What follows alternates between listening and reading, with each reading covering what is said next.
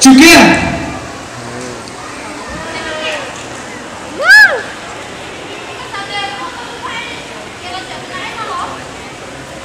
Shelley Ted, Josh, Nicholson, Sò Thăng Lợi. Để cho đi chọn.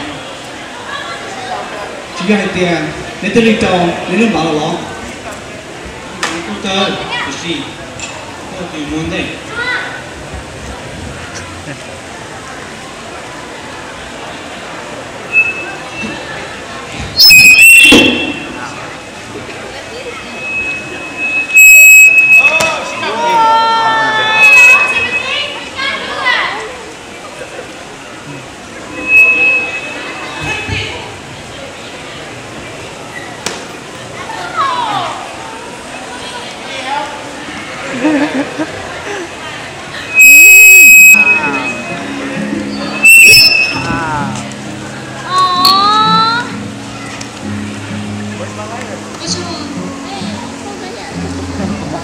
Có phim chơi chứ nào? Đấy thì mót chơi rồi.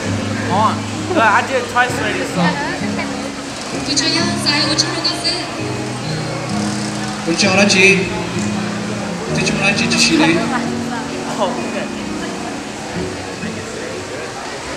Cảm ơn cả tàu. Còn cả kia, em có thể đi tàu cũng nó bây giờ.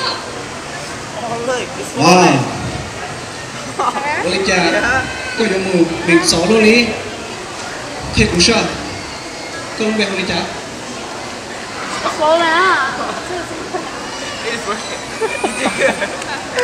Lại đi. Về đó chị, ôi cha, mình xỏ luôn đi. Bây giờ còn đó bung. Gì? Biết tự tin là Bên đó là chị tới rồi. Mình sẽ quay một cái tiếng đi cha lại. Em mà ai có tay phiền nha. Đi sao sao thế nào? 我你干嘛太瘦？今年会去哪里？干掉，少了。哎，今年我们的天气好。我那个呢？我那个。我们几点？Ủa? You got my elbow. I'm going to look at it. Em nó sẽ join. Cầm béo tiền tiêu. Cái này cũng mua Timothy Sean. Timothy. Tôi không biết gì. Tôi vừa nói à. Gì vậy cơ? Lấy cái túi may nào? Đi xả chỉ may à?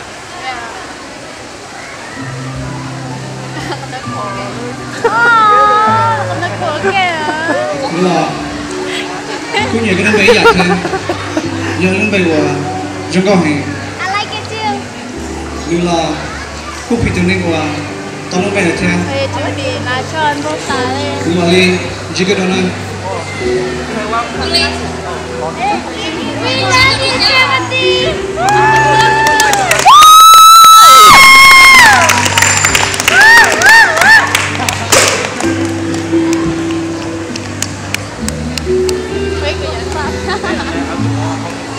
Okay, please give a good applause to